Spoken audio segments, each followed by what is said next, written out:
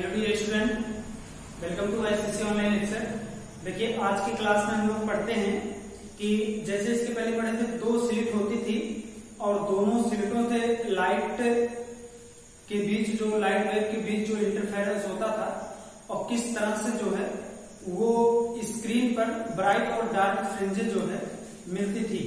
हमको पढ़ना है कि अगर किसी भी एक स्लिट के मार्ग में हम कोई भी पारदर्शक प्लेट रख दें तो उसका क्या इफेक्ट पड़ता है, ब्राइट और डार्क फ्रिंज की जो स्थिति होती है उस पर क्या इफेक्ट पड़ता है, वही हमको पढ़ना है।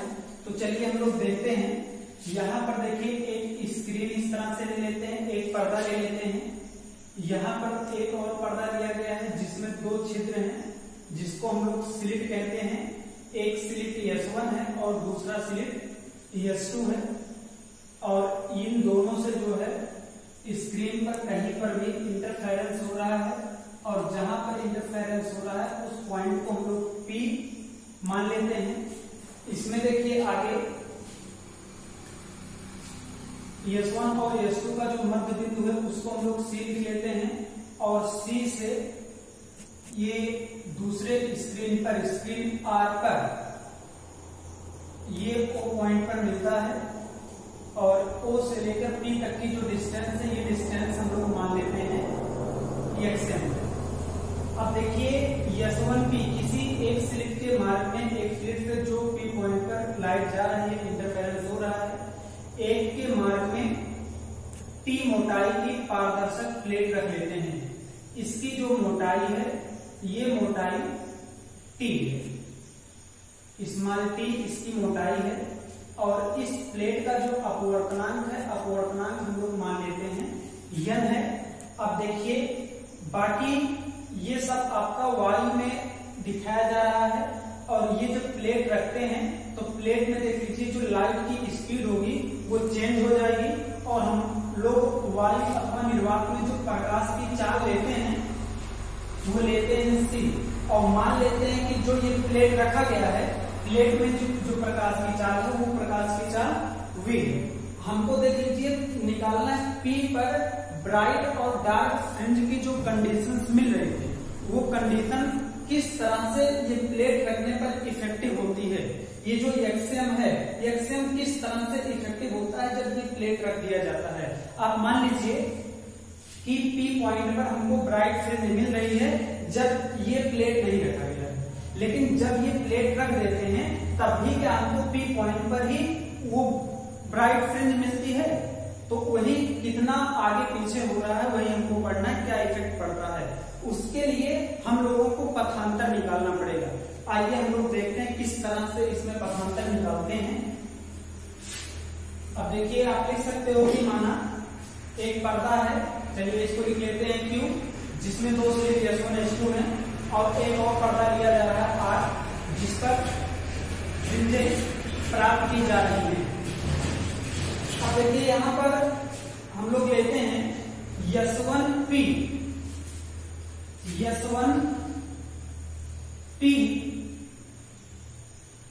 तक कितना समय लग रहा है। यहां से लाइट वेव यहां तक ट्रेवल कर रही है ये इस तरह से, और इसको यहां तक पहुंचने में कितना समय लग रहा है। अगर आपसे समय पूछा जाए, समय आपको निकालना है तो देखिए किस तरह से समय आप निकालेंगे। यहां पर टोटल टाइम आपको निकालना है और टोटल टाइम अगर हम लोग मान लेते हैं T है तो दूरी T जो आपका टाइम होता है कि समय बराबर आप लोग लिखते हो दूरी बटे 4। ये देख लीजिए, आप पेन और नोट्स ले लीजिएगा, डेरिवेशन साथ साथ करते रहिए ग्राफ में। यहाँ देखिए समय बराबर बता रहे हैं दूरी बटे 4, लेकिन S1 से लेकर P तक क्या चाल, जो प्रकाश की चाल है वो चाल नियत है? बिल्कुल नहीं नियत है। नियत कैसे है? वायु में चाल C है लेकिन इस प्लेट में जो चाल होगा वो C नहीं होगा। प्लेट में चाल को हम लोग कितना मान रहे हैं? V मान रहे हैं। तो अगर हम टोटल टाइम निकालते हैं तो टोटल टाइम निकालने के लिए हमको ये देखना पड़ेगा कि वायु में कितना डिस्टेंस ट्रेवल हो रहा है लाइट का। तो वायु में जितना डिस्टेंस लाइट ट्रेवल कर रहा है S1 से P तक, देखिए हम लोग कह सकते हैं बीच में P मोटाई का ये प्लेट आ गया है, बाकी ये इतना वायु में है और ये इतना वायु में है। तो अगर हम कहना चाहें तो कह सकते हैं कि S1P माइनस T डिस्टेंस कहां पर ट्रेवल होगा, वायु में ट्रेवल होगा। S1P माइनस T डिस्टेंस जो है लाइट वेव वायु में ट्रेवल करेगी, ये कह सकते हैं। अगर वायु में कितना दूरी चलती है लाइट और वायु में प्रकाश की चाल कितना है c, दूरी बटे चाल, ये हो गया वायु में चली गई दूरी। अब प्लेट में कितनी दूरी चलती है लाइट, तो प्लेट में T मोटाई का ये प्लेट है, तो T दूरी जो है प्लेट में। अब देखिए इतने मोटाई में प्रकाश की चाल कितनी है, v है, तो टाइम का मान निकालेंगे, इसको T2 लिख लेते हैं और देख लीजिए इसकी मोटाई दूरी T है, T और चाल कितना है v, तो T बाई v। ये T को ध्यान देना कि ये समय नहीं है, ये क्या है मोटाई, एक प्रकार से आप कह सकते हो प्लेट में चली गई दूरी, ये आप कह सकते हो। तो यहां पर आपका हो जाएगा प्लेट में लगा समय T2 बराबर स्मॉल t बाई v। अगर आपसे हम पूछे कि S1P तक लगा कुल समय, तो कुल समय यही हमको क्या करना है, ऐड कर लेना है, ये दोनों हमको क्या करना है, प्लस कर लेना है। अब देखिए डायरेक्टली लिख रहे हैं S1P प्रकाश तरंग S1P तक पहुंचने में लगा समय, प्रकाश तरंग का S1P तक पहुंचने में लगा समय T बराबर लिखते हैं S1P minus T upon C plus small t by v।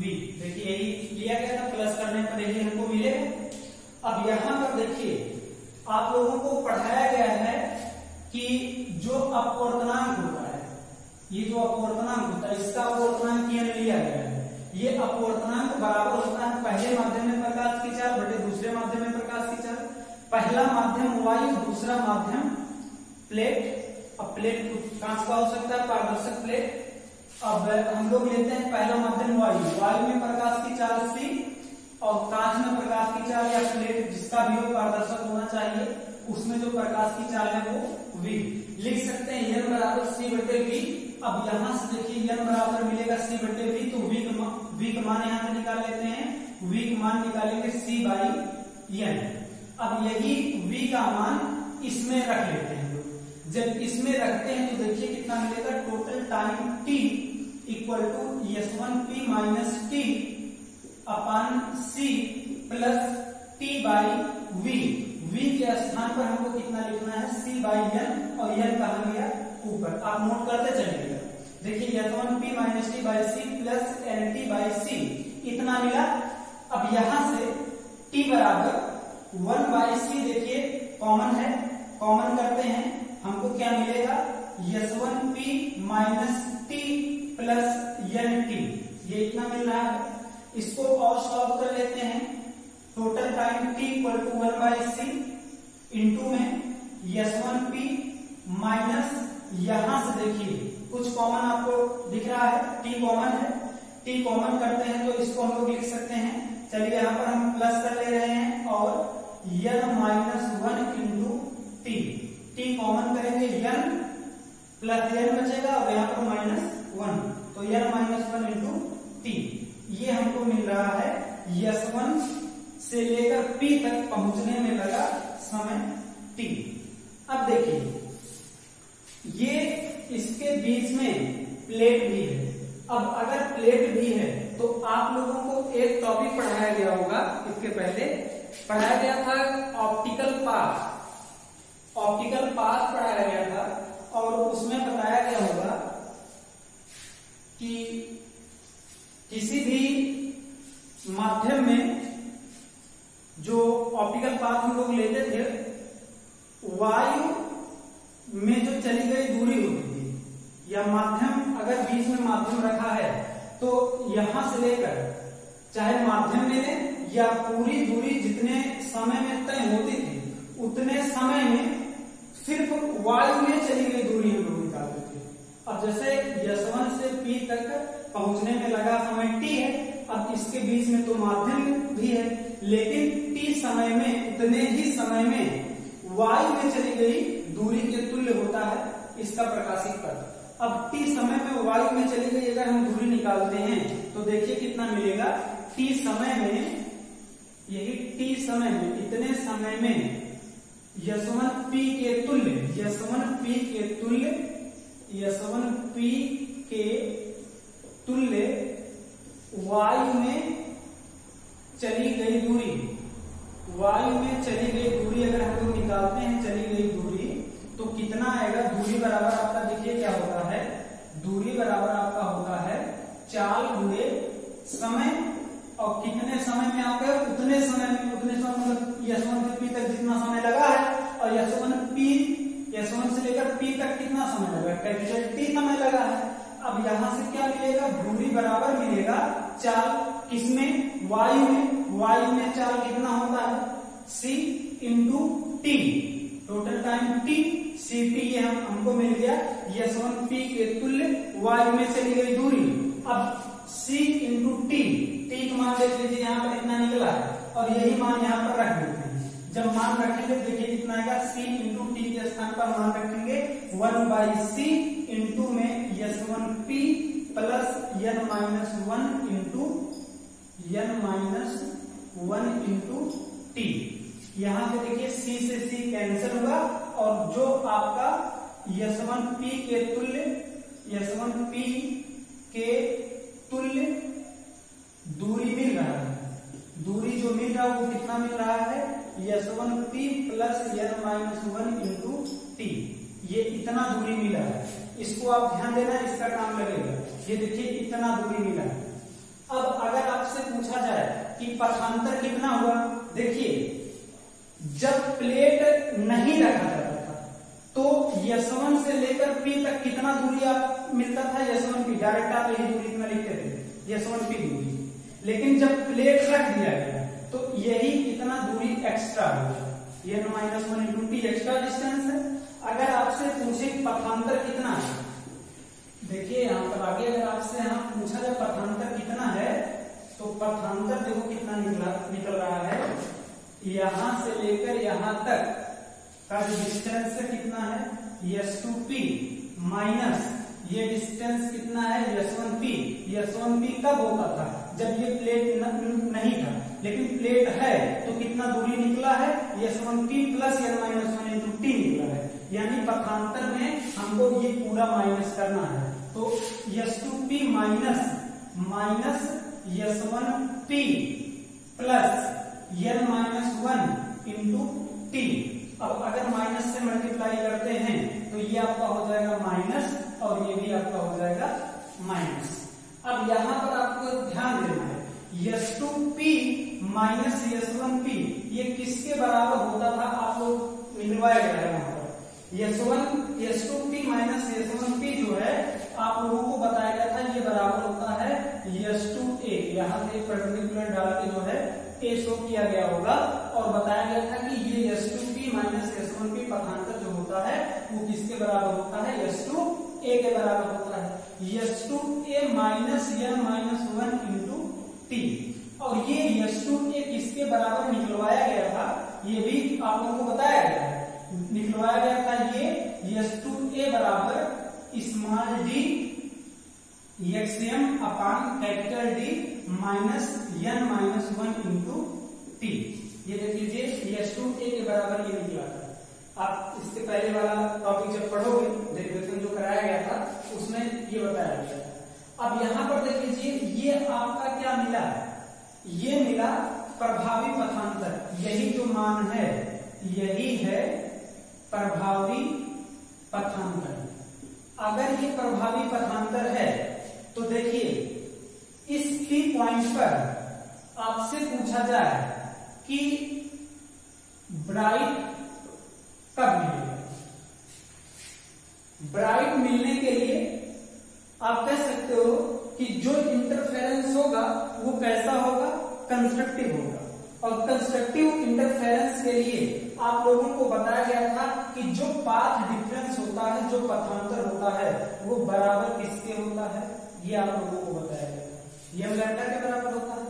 हम लिख सकते हैं कि समकोसी, लिख सकते हैं समकोसी व्यतिकरण, समकोसी व्यतिकरण के लिए पथांतर यम लैम्डा। अब यही पथांतर जो निकला है यही बराबर करेंगे किसके, यम लैम्डा के। तो यहां से देखिए dxm by capital D minus n minus 1 into T बराबर प्रभावी पथांतर जो आपका होगा वो हो जाएगा यम लैम्डा के बराबर। ये अब यहां से हमको मान निकालना है एक्सियम का, एक्सियम का मान निकालेंगे तो देखिए कितना आएगा, ऊपर लिख लेते हैं।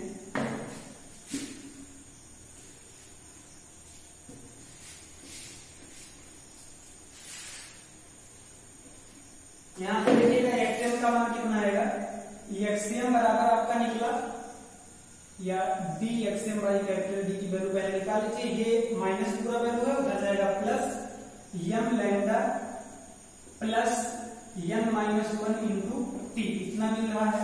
ये एक्सियम का मान निकालेंगे, मिलेगा M lambda plus n minus 1 into T और capital D by small D. ये देखिए एक्सियम का मान मिला। अब आपको निकालना था कि प्लेट रखने पर क्या प्रभाव पड़ता है। देखिए प्रभाव यहीं से आपको स्पष्ट होगा।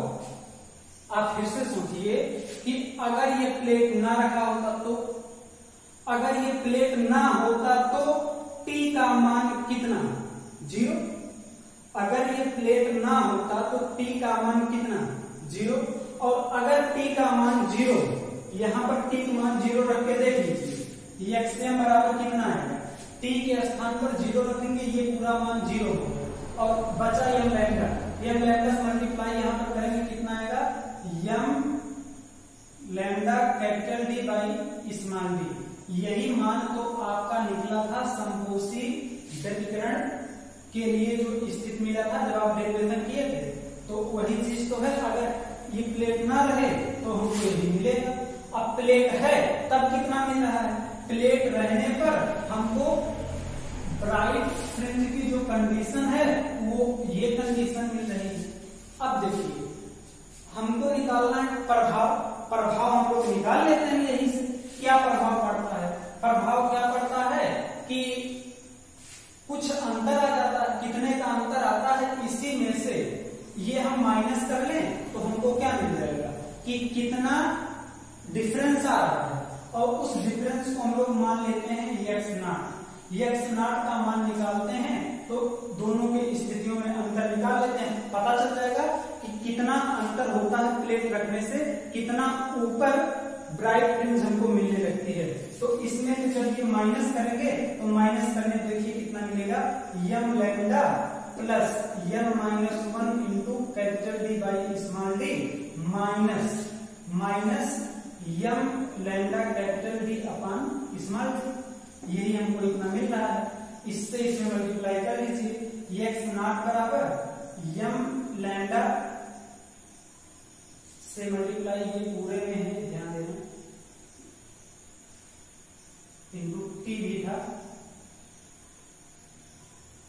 n माइनस 1 इंटू टी, और यहां पर है capital D by small D.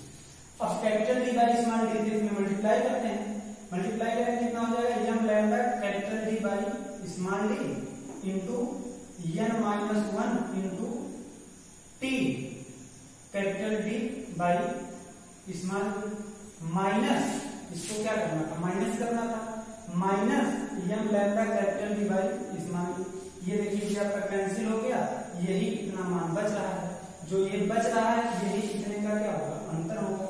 X not बराबर कितना मिला, एक्स नॉट बराबर मिल रहा है n minus 1 into T capital D by small, यही इतना हमको मिलेगा। अर्थात इतने का जो है अंतर आएगा, जो प्लेट जब नहीं होता था तो हमको ब्राइट यहाँ पर मिल रहा है अगर, और प्लेट रख देते हैं तो ब्राइट यहाँ कहीं मिल रहा है, और इन दोनों के बीच का जो अंतर निकला वही अंतर जो है ये है। तो अगर पूछा जाएगा कि किसी स्लिट से किसी भी पॉइंट पर, किन्हीं दो स्लिटों से किसी पॉइंट पर कंस्ट्रक्टिव इंटरफेरेंस हो रहा है, और जब एक के मार्ग में जो है प्लेट रख दे रहे हैं, तो किस तरह से जो है या कंस्ट्रक्टिव इंटरफेरेंस की कंडीशन जो होगी कितनी हो जाएगी, तो वो कंडीशन हम यहाँ पे निकाल सकते हैं। इतना निकाल के जितने पर हो रहा है उसमें ऐड कर दें तो सेंटर से जो है वो कंडीशन मिल जाएगी। आगे देख लीजिए, आपका ये हो गया, एक टॉपिक था आपका।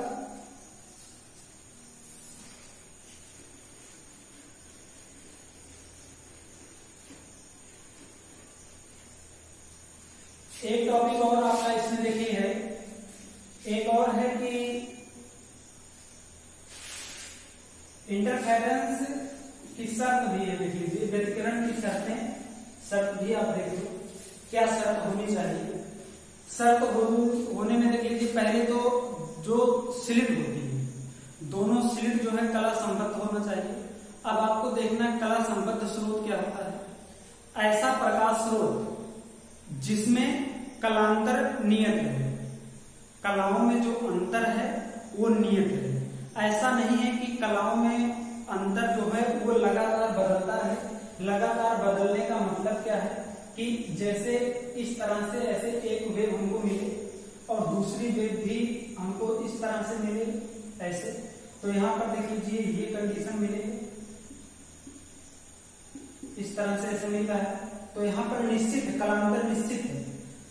अब पता चला कि एक वेव ऐसे है इस तरह से, और जो दूसरी वेव है, दूसरी वेव कहीं से स्टार्ट हो और ये ऐसे चले, इसके बीच निश्चित नहीं है कि कब श्रृंग मिलेगा कब गर्त मिलेगा। पता चला एक वेव जब ऐसे ट्रेवल हुआ, एक चक्कर पूरा ट्रेवल हुआ, तो इसमें कहीं पर इसके श्रृंग और कहीं इसका जो गर्त है ये कहीं एक पॉइंट पर एग्जिस्ट नहीं करते हैं। तो अगर ऐसा नहीं हो रहा है, एग्जिस्ट नहीं कर रहे हैं, तो हम लोग कह सकते हैं कि ये कला संबद्ध स्रोत नहीं है, ये नियत नहीं है, यहाँ एग्जिस्ट ही नहीं करते, आगे चल के कहीं पर एग्जिस्ट कर देते हैं। तो ऐसा नहीं होना चाहिए।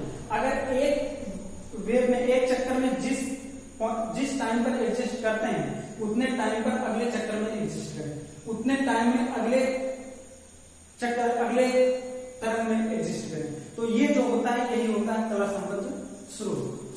और देख लीजिए, व्यतिकरण की शर्त में जो तरंगों का आयाम होता है, आयाम बराबर होना चाहिए, लगभग बराबर होना चाहिए। जबकि आप लोग डेरिवेशन जब करते हो तो डेरिवेशन में आप I1 I2 करके डेरिवेट किए हो, तो अगर आयाम बराबर होगा तो ये देख लीजिए इंटेंसिटी भी लगभग बराबर होगी, और जब इंटेंसिटी बराबर होगी तब वही से फार्मूला आपका डेरिवेट होता है जो 4I0 cos स्क्वायर करके आपका फार्मूला निकलता है। अब ये बराबर क्यों होना चाहिए?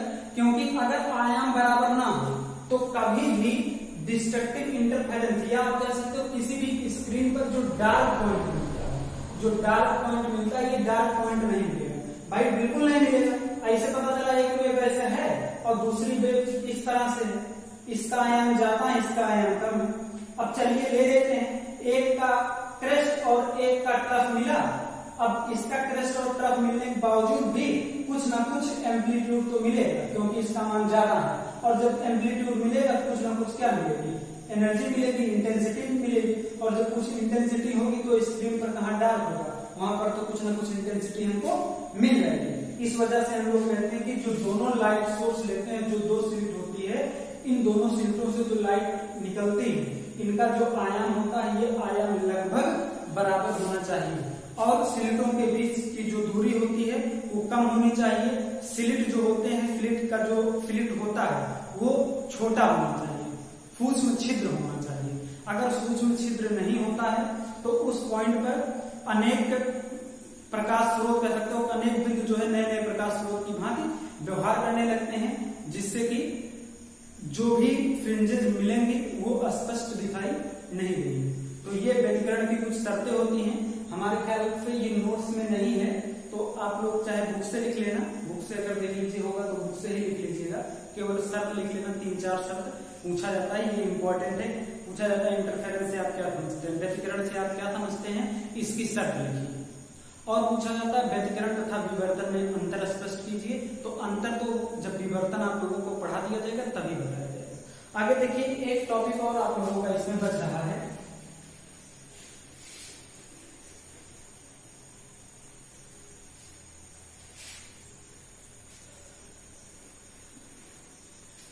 एक टॉपिक आपका इसमें बच रहा है कि अगर कोई भी फिल्म हो, पतली फिल्म पर जो व्यतिकरण होता है वो किस तरह से होता है।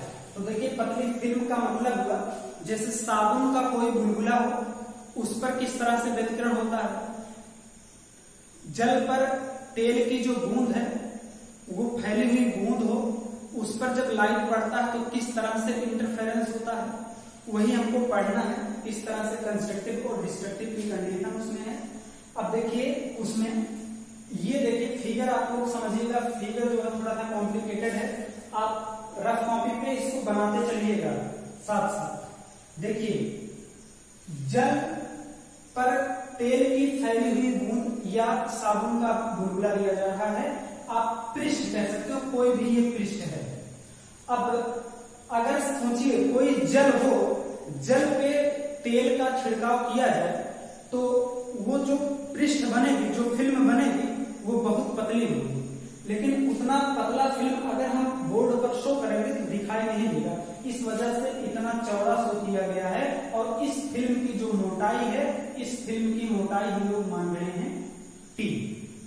अब देखिए कोई भी लाइट इस तरह से इंसिडेंट होती है, लाइट इंसिडेंट होती है, आपतित होती है, और ये देख लीजिए आपका हो गया अभिलंब। अभिलंब की तरफ ये झुकी क्योंकि ये मीडियम जो आपका होगा ये डेंसर होगा और ये मीडियम आपका रेयरर है। अभिलंब की तरफ कुछ इस तरह से झुकी। अब देखिए ये लाइट जो है, लाइट का संपूर्ण मान जो है आप कह सकते हो कुल ऊर्जा जो लाइट की है या संपूर्ण लाइट जो है वो रिफ्लेक्ट नहीं होती। इसका कुछ पार्ट तो रिफ्लेक्शन होता कुछ पार्ट का, और कुछ का हो जाता है ऐसे रिफ्लेक्शन, ऐसे कुछ का अपवर्तन होता है और कुछ का क्या हो जाता है यहाँ पर परावर्तन हो जाता है।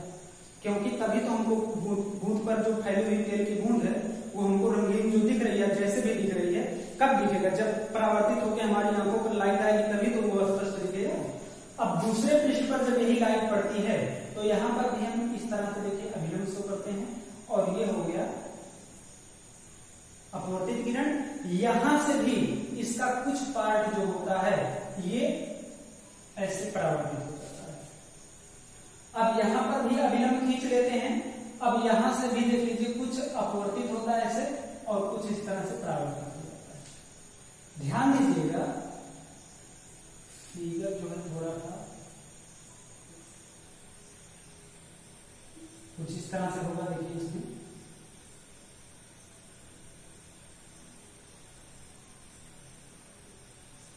अब इसमें इस पॉइंट पर बताया जा रहा है कि ऐसे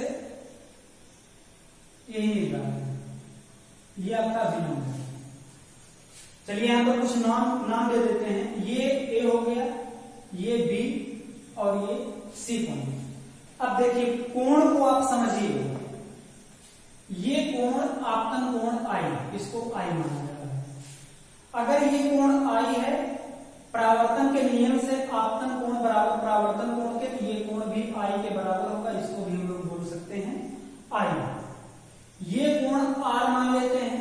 अगर ये कोण आर है, इतना ध्यान दीजिएगा, ये कोण आर है, ये कोण आर है, तो ये कोण भी आपका कितना होगा आर होगा। इसको आप बढ़ा लो अपनी तरफ से, ये कोण भी आपका आर होगा। अब देखिए यहां पर अगर ये कोण आर है तो ये कोण भी आर होगा, क्योंकि ये इसके लिए आपतित किरण और ये परावर्तित किरण, तो ये दोनों कोण आपस में बराबर है। अब अगर ये आर है, ये दोनों समांतर, तो ये कोण भी आपका कितना होगा आर होगा, और फिर ये कोण आपका कितना मिलेगा आई मिलेगा, ये कोण आपका होगा आई। ए बी ये पॉइंट सी है, और इस सी पॉइंट से इस पर एक लंब खींच लेते हैं, ये 90 डिग्री का एंगल। लंब क्यों खींचा जा रहा है भी वो भी स्पष्ट हो रहा है। आप देखिए किस तरह से यहाँ पर इंटरफेरेंस होता है। पहले बता दिए थोड़ा सा कॉम्प्लिकेटेड है, आप ध्यान से समझिएगा इसको। इसमें देख लीजिए ये एंगल आपका 90 डिग्री हो गया, ये एंगल कितना होगा ये आप ध्यान दीजिए। क्या ये एंगल आई होगा? बिल्कुल होगा। ये कोण कितना है? 90 अंश। यहां पर देखिए ये कोण कितना आई, और ये पूरा कोण जो है, ये पूरा कोण देखिएगा, ये पूरा कोण कितना है 90 डिग्री। ये आई है तो ये कितना होगा 90 माइनस आई। ये अगर 90 माइनस आई हो रहा है, ये 90, ये कोण कितना होगा? आई होगा। अब हम आगे चलते हैं।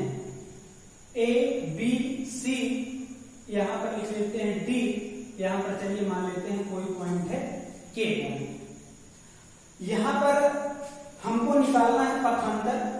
तो देखिए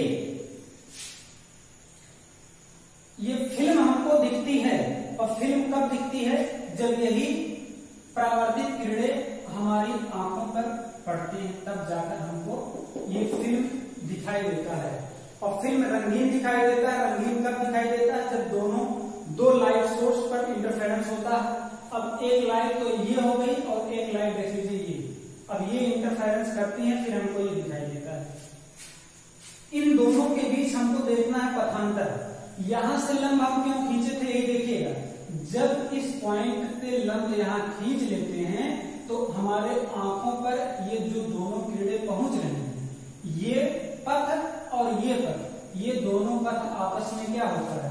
बराबर होता है। अब हम देखते हैं कि दोनों कहां से चलना स्टार्ट किए हैं। एक तो यहां से चलना स्टार्ट हुआ ये वाला, और ये कहां से चलना स्टार्ट हुआ? ये तो चलना स्टार्ट हुआ है यहां से, ऐसे इस तरह तब जाके यहाँ है, जबकि ये यहीं से डायरेक्ट गया है। तो दोनों के पथों में अंतर कितना है, वही अंतर हमको निकालना है। तो ये कितना पथ तय किया? देखिए ए बी, ये कितना पथ तय किया? ध्यान दीजिए ए बी, और ये फिर कितना गया? बी सी प्लस कितना? बी सी, और माइनस कितना? अंतर कितना? अंतर निकाल रहे हैं। ये कितना तय कर रहा है? एडी। माइनस एडी होना चाहिए, लेकिन आप एक चीज अभी भूल रहे हो कि ये लाइट किस मीडियम में ट्रेवल कर रही है? डेंसर, सघन माध्यम में। अब ये अगर सघन माध्यम में ट्रेवल करे तो इसका कुछ ना कुछ क्या होगा? अपवर्तनांक। चलिए यहां पर आपका जो माना गया है अपवर्तनांक, नोट्स में इसको म्यू है तो म्यू ही लिख लेते हैं, क्योंकि आप उसी से नोट्स बनाओगे। इसका अपवर्तनांक म्यू है। आप लोग पढ़े थे कि इसके द्वारा जो ये पाथ ट्रेवल हो रहा है, ये वायु में ट्रेवल हो रहा है, जबकि ये किस में ट्रेवल हो रहा है? ये मीडियम में ट्रेवल हो रहा है। तो हमको निकालना है वायु के तुल्य चली गई दूरी, और वायु के तुल्य चली गई जो दूरी हम लोग लेते हैं, वो ऑप्टिकल पाथ के लिए आप लोगों को एक फार्मूला डेरिवेट कराया गया होगा, जहां पर इसके पहले वाले चैप्टर में हमारे ख्याल से प्रकाशिक पथ और प्रकाशिक पथ बराबर आपको एक फार्मूला मिला था, यानी डी क्या था?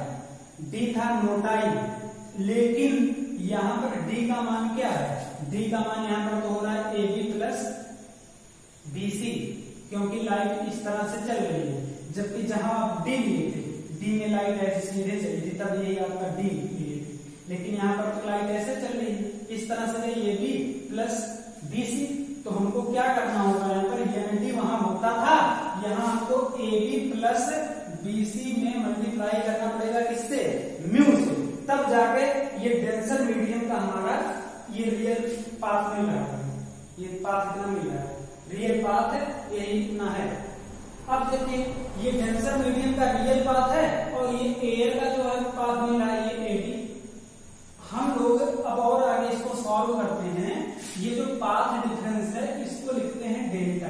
ये देख लीजिए डेल्टा इस तरह से कुछ लिखा जा रहा है, और ये जो AB है, AB और ये BC, ये जो दोनों ट्रायंगल मिल रहा है, इसको आप देखोगे तो ये दोनों ट्रायंगल जो है कॉन्ग्रुएंट ट्रायंगल है, सर्वांसम है, और ये दोनों आपस में क्या होगा? बराबर। AB और BC ये दोनों आपस में क्या होता है? बराबर होगा।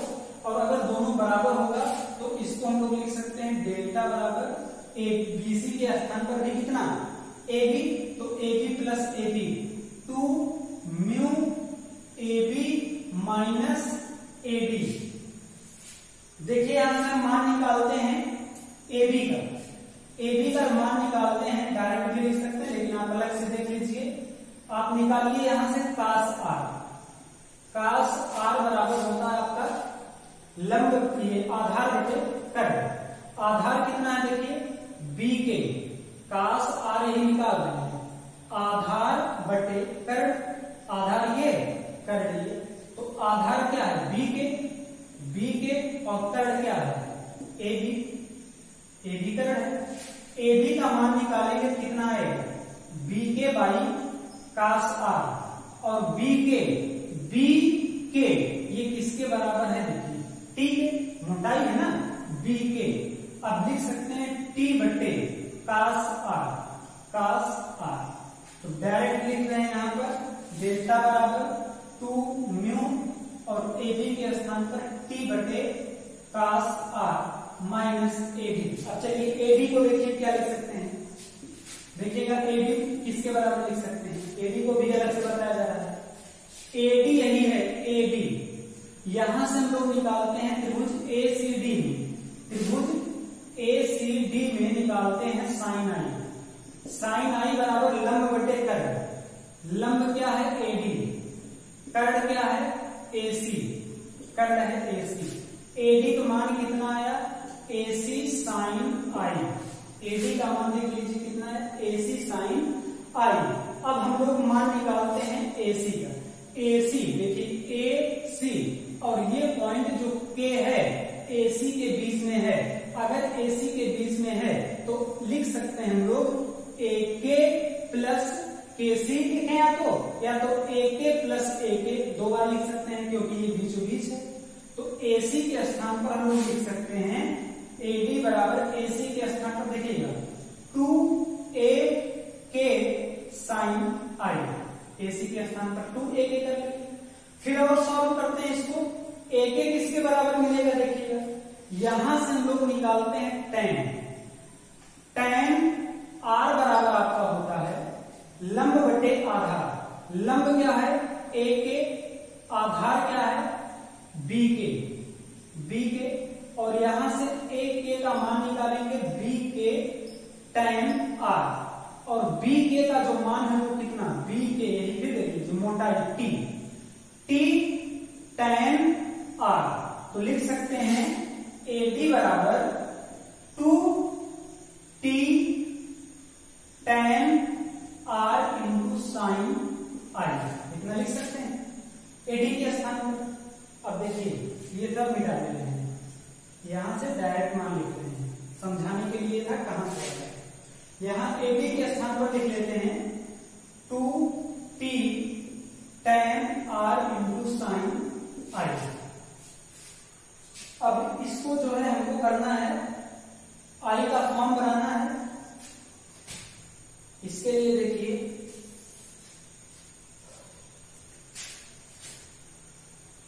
इसके लिए हम लोग लिखते हैं फिर आगे डेल्टा बराबर 2 mu T upon cos R into में ये माइनस 2 टी, यहां tan आर, tan आर के स्थान पर हम लोग लिखते हैं साइन आर बटे कास आर, और क्या बच रहा है साइन आई, साइन आई है।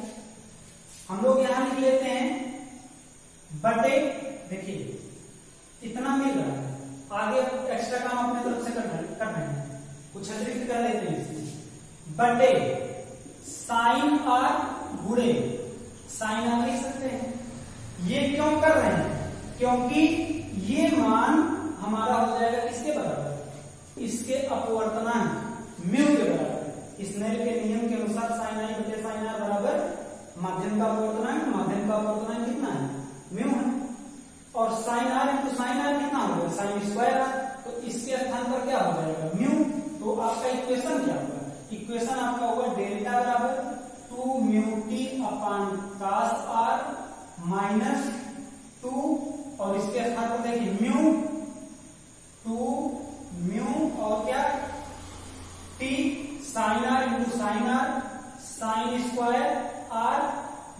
कितना cos r। आगे देखिए और सॉल्व करते हैं।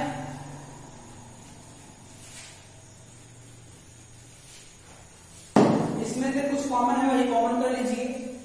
डेल्टा बराबर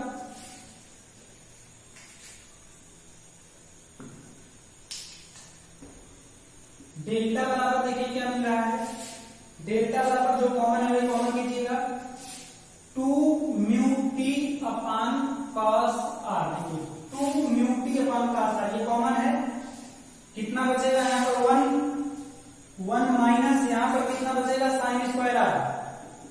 साइन स्क्वायर r देखिए यहाँ पर बचेगा। अब डेल्टा बराबर 2 म्यू टी अपान cos r और ये 1 माइनस साइन स्क्वायर r बराबर cos स्क्वायर r। डेल्टा बराबर cos r कटेगा 2 म्यू टी cos r। देखिए ये इतना मिला, ये क्या मिला है पथांतर मिला है। पथांतर कहां पर मिला है? ये पथांतर अभी मिला है केवल फिल्म में जो पथों के बीच जो अंतर आया है वो पथांतर मिला था, जो फिगर भी बना है। लेकिन जब कोई भी प्रकाश की किरण किसी फिल्म में जाती है और वहां से रिफ्लेक्ट होती है, वापस आती है, तो कितना कोण बनाएगी? वैसे भी आप सोच लीजिए कि कहीं पर जाए और ऐसे आए, जाके वापस आ जाए उसी माध्यम में। तो अगर किसी दूसरे माध्यम में कोई भी प्रकाश जाके वापस आती है, इसका मतलब हुआ कि उसके कला में जो परिवर्तन हुआ वो कला में परिवर्तन हो गया कितने का पाई मतलब 180 परिवर्तन हो गया। वैसे भी आप सोच सकते हो कि कोई भी प्रकाश किसी माध्यम में जाए और वापस चला है उसी माध्यम में, तो हम कह सकते हैं कि उसकी कला में कितने का अंतर हुआ पाई का अंतर हुआ। और अगर कला में पाई का अंतर हुआ तो उसके पथ में कला की वजह से कितना अंतर होगा आप निकाल लीजिए। अगर ना समझ में निकाल लीजिए। कलांतर बराबर आप क्या पढ़े हो 2 पाई बाई लैम्डा इंटू क्या पथांतर। हम कह रहे हैं कलांतर पाई है, कलांतर कितना है पाई है। परावर्तन जब हो जाएगा एक बार परावर्तन होगा। अब पाई यहां पर करेंगे पथांतर कितना होगा कलांतर की वजह से, तो कलांतर की वजह से पथांतर कितना होगा पाई से पाई कैंसिल, लैम्डा इधर आया और टू नीचे लैम्डा बाई 2। ये देखिए सॉरी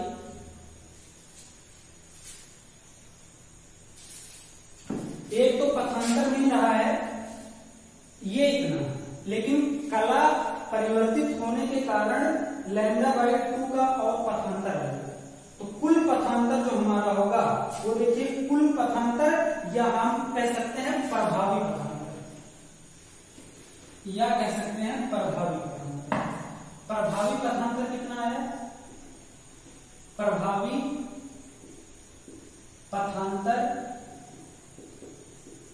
पथांतर निकलेगा डेल्टा, ये डेल्टा निकला था कितना प्लस कला के कारण कितना मिला है लैम्डा बाई 2। ये अब ये प्रभावी पथांतर है। आपसे कोई पूछे कंस्ट्रक्टिव इंटरफेरेंस के लिए कंडीशन लिखिए तो डेल्टा प्लस लैम्डा बाई 2 बराबर किसके यम लैम्डा। डेल्टा मान रखना चाहे तो रख सकते हैं, इतना डेल्टा के स्थान पर आप रखना चाहो तो रख सकते हो। 2 mu T cos r plus lambda by 2 बराबर यम लैम्डा, या लैम्डा बाई 2 को उधर करना चाहो तो ये उधर करोगे हो जाएगा माइनस लैम्डा बाई 2 और इधर हो जाएगा यम माइनस 1 बाई 2 इंटू लैम्डा बराबर इसके 2 म्यू टी cos r के बराबर हो जाएगा cos r के बराबर। ये आपका कंस्ट्रक्टिव के लिए एक कंडीशन मिलेगा, और अगर डिस्ट्रक्टिव के लिए निकालना चाहो तो यहीं पर आपका क्या होगा डिस्ट्रक्टिव के लिए 2m minus 1 into lambda by 2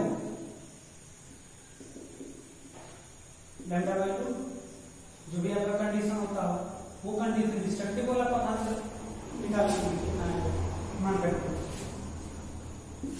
तो यहां तक आपका हुआ ये बाकी देख लीजिए, अगर कहीं पर भी इसमें चाहे ये डेरिवेशन हो पतली फिल्म वाला या इसके पहले जो आप पारदर्शी प्लेट पढ़े थे, अगर कोई भी डाउट हो कहीं पर आपको बुक में या और आप कहीं पर पढ़ते हो ना मिलता हो तो आप उसको कंफर्म कर सकते हो, संपर्क कर सकते हो, आपका जो प्रॉब्लम होगा वो सॉल्व किया जाएगा। Thank you so much.